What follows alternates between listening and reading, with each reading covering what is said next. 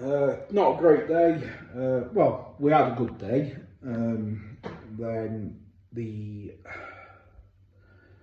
truck decided, as lights on the truck decided just to come on, flashing away.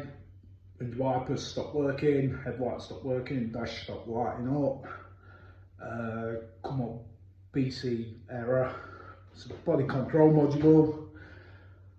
Looks like either wiring to it's chafed through somewhere or it's gone down. Didn't have no kit with me to check. So CWT come out, Jake in the wrecker, brought us back from Mansfield back to Newark. So shout out to Jake at CWT, top lad. Yeah, have a look at it tomorrow, see what we can find out.